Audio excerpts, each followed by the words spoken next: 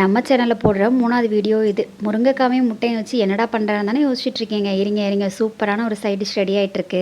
இந்த டிஷ்ஷோட பேர் முருங்கைக்காய் முட்டை அவியல். இது எல்லா ஊர்லேயும் பண்ண மாட்டாங்க, ஸ்பெசிஃபிக்காக ஒரே ஒரு ஊரில் பண்ணுறது தான். அது எந்த ஊருன்னு தெரிஞ்சிச்சு அப்படின்னா கண்டிப்பாக கமெண்ட்ஸில் சொல்லுங்கள். ஒரு மிக்சர் ஜாரை வச்சுட்டு 3 கைப்பிடி அளவுக்கு தேங்காய், 7-8 சின்ன வெங்காயம், ஒரு பல் பூண்டு, கொஞ்சமாக சீரகம், மஞ்சள் பொடி, காரத்துக்கு ஏற்ற மாதிரி வத்தல் பொடி சேர்த்துட்டு இந்த மாதிரி கோர்ஸாக அரைச்சிக்கணும். தண்ணி சேர்க்கக்கூடாது. முன்னாடியே முட்டையை வச்சு வச்சுட்டேங்க. இப்போ முருங்கைக்காய் மட்டும்தான் வேக வைக்கணும். ஒரு பாத்திரம் வச்சுட்டு தண்ணி ஊற்றிக்கோங்க. இல்லை ஒரு மீடியம் சைஸ் முருங்கைக்காவை இந்த மாதிரி கட் பண்ணி எடுத்து வச்சுருக்கேன். அது வேகும் போதே உப்பு சேர்த்துக்கோங்க. மூடி போட்டு ஒரு 10 நிமிஷம் இருக்கட்டும். முருங்கைக்காய் ஃபுல்லாக குக் ஆகிடக்கூடாது, ஞாபகம் வச்சுக்கோங்க. ஒரு 70% மட்டும் குக் ஆனால் போதும். இப்போ நம்ம அரைச்சி வச்சுருக்கிற அந்த அரைப்பையை சேர்த்துட்டு லைட்டாக மிக்ஸ் பண்ணி விட்டுக்கோங்க. தண்ணி எனக்கு ஆல்ரெடி ஃபஸ்ட்டு சேர்த்ததே கரெக்டாக இருந்துச்சு. உங்களுக்கு தண்ணி இல்லை அப்படின்னா கொஞ்சமாக ஆட் பண்ணிக்கோங்க. இப்போ ஒரு கொதி வந்ததுக்கப்புறமா மூடி வச்சு வேக வச்சுருங்க. இதுக்கப்புறமா அந்த அரைப்பும் நல்லா பச்சை வாசனை போயிருக்கும், முருங்கைக்காவுமே நல்லா வெந்திருக்கும்.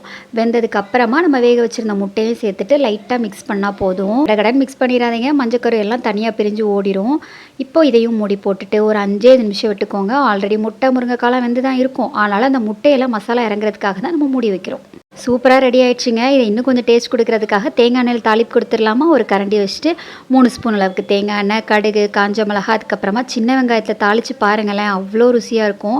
ஒரு கொத்து கருவேப்பிலையும் சேர்த்துட்டு நல்லா மிக்ஸ் பண்ணிக்கோங்க. வெங்காயம் கொஞ்சம் நல்லா கலர் மாறட்டும். இந்த அளவுக்கு கலர் மாறினதுக்கப்புறம் நம்ம தலைமை மூஞ்சிலே அப்படியே கொட்டிடுங்க. கொட்டிட்டு மெதுவாக மிக்ஸ் பண்ணி விட்டால் போதும், சூப்பராக ரெடி ஆயிரும். இது சாம்பார், காரக்குழம்பு, ரசம் வேணும் இல்லைங்க, வெறுஞ்சோரில் போட்டு பசஞ்சு சாப்பிட்டாலே அவ்வளோ டேஸ்ட்டாக இருக்கும். கண்டிப்பாக ட்ரை பண்ணி பாருங்கள். சொன்ன மேட்ரை மறந்துடாதீங்க. இது எந்த ஒரு ஸ்பெஷல்னு தெரிஞ்சால் கண்டிப்பாக கமெண்ட்ஸில் சொல்லுங்கள்.